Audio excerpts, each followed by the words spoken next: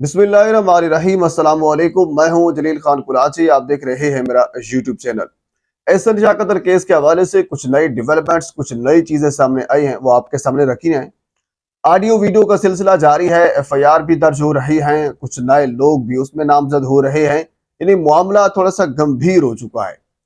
लेकिन आपको याद होगा, डे वन से मैं इस केस को जब से कवर कर रहा हूं, मेरा एक पॉइंट है, एक ही मौकिफ है। इवन कि कुछ लोगों ने मुझे कहा है कि आप एहसन शाह की साइड के ऊपर हैं।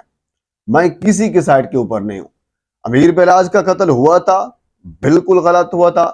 जिन्होंने कत्ल किया या करवाया, उनको कानून के कटहरे में खड़ा होना चाहिए। एहसन शाह ने मुखबरी की, पैसे लिए नहीं लिए, जो इल्जाम उनके ऊपर था कानून के मुताबिक, अगर उसको सजा फांसी बनती है तो उसको फांसी देनी चाहिए, बिल्कुल।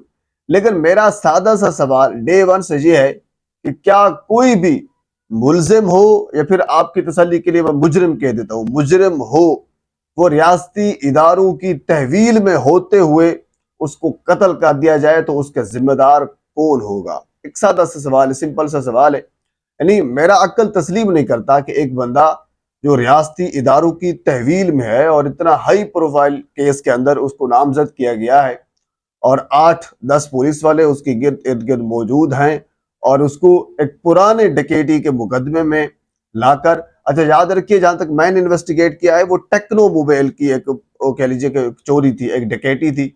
और उसने वो मोबाइल जो है एक साल पहले एक ऐसाया वाले कब्रिस्तान में जाकर रखा था कि मैं एक साल के बाद या जब कहीं आऊंगा, फिर यहाँ से मैं उस मोबाइल को निकालूंगा और वहां से फिर उसको इस्तेमाल करूंगा, टेक्नो मोबाइल।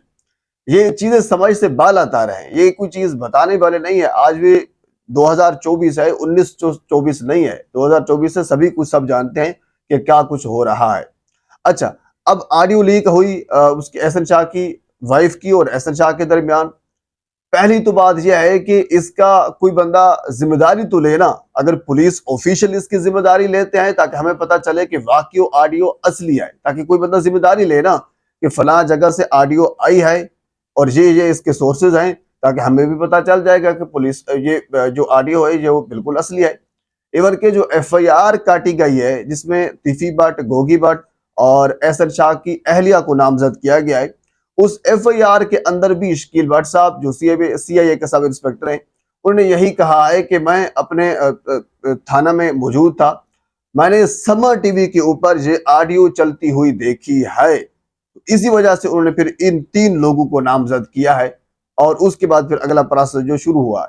मतलब वही है कि अभी तक इस ऑडियो को ऑफिशियली तौर पर कोई भी इंतजामिया का बंदा एक्सेप्ट ही नहीं कर रहा कि ये ऑडियो असली है या फिर नकली है। ऑडियो का कोई मान नहीं रहा कि ऑडियो किसने बनाई है। लेकिन जराए से ये मालूम हो रहा है, क्योंकि शकील भट्ट का ताल्लुक एहसन शाह की जो वाइफ है अरीशा, उनके वालिद के साथ कई जमाने पहले, कई जमाने से मुराद है कि कई महीने पहले या कई साल पहले उनके साथ एक ताल्लुक था, एक दोस्ती का वाला अंसर उनके दरमियान में था। और उसके बाद फिर कुछ गड़बड़ हुई, और गड़बड़ की वजह क्या हो सकती है ये भी आने वाले कुछ वीडियोस में या आने वाले कुछ दिनों में ये चीज मैं आपके सामने रखूंगा कि शकील भट्ट का और एहसन शाह के दरमियान गड़बड़ कहां से हुई। हालांकि इनका ताल्लुक काफी अच्छा था, फिर मसला खराब कहां से हुआ। बहरहाल उस ऑडियो के अंदर वो गुफ्तगू करता है कि मैं जेल में बैठा फनकार बन गया हूँ। अच्छा, इस चीज के ऊपर तो मुझे भी कोई एतराज नहीं है, फनकार बन गया हूँ तो अच्छी बात, इसमें कौन सी बड़ी कोई गलत बात तो नहीं है। अगर कोई ये कह दे कि मैं जेल का फनकार हूँ, वो कहती है उनकी बीवी का पहले भी फनकार थे, इसमें कोई गलत बात नहीं है।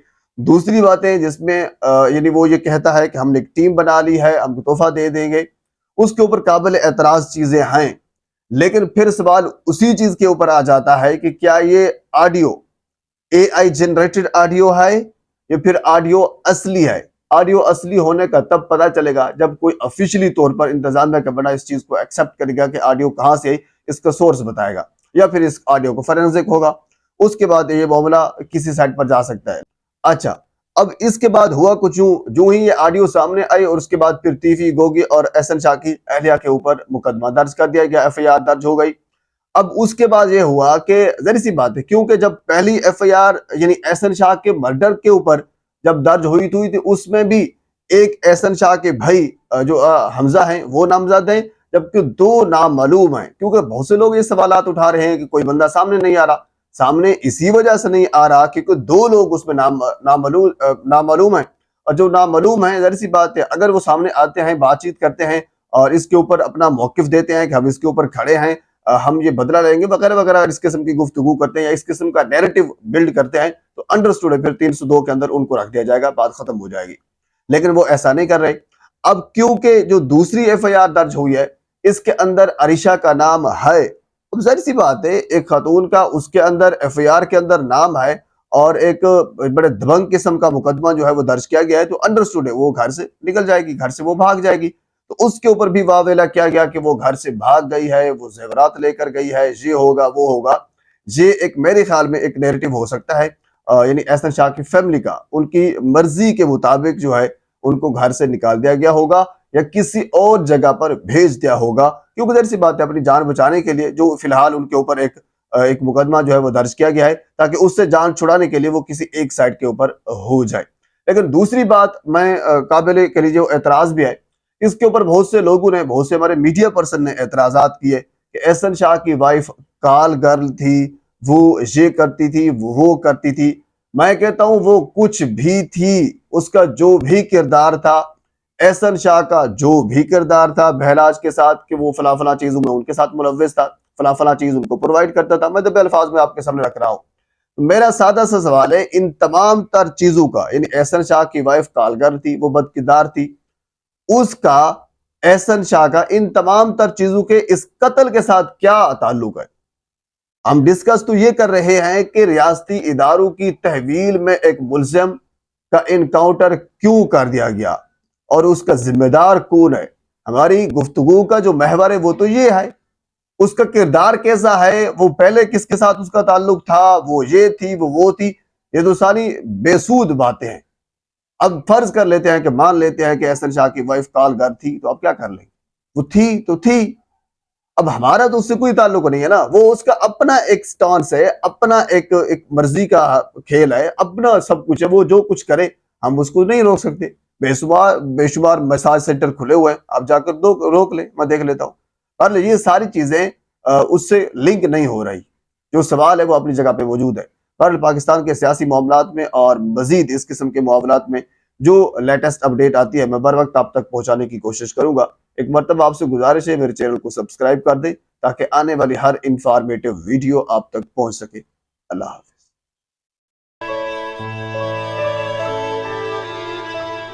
جیل کے پی سی او سے فون آتا تھا، اور یہ دیکھ لیں یہ فون ہے میرا، اس میں مجھے بتائیں، بٹنوں والا فون ہے، آڈیو ویڈیو کہاں ہے اس میں، دکھائیں، مجھے دکھا دوں فون دیکھ لینا، اس میں کون سی آڈیو ویڈیو، یہ اس کو صرف اپنی ماں کا نمبر یاد تھا، تو میں نے اس کو پوچھا کہ میں صدقے جاؤں، تو نے مجھے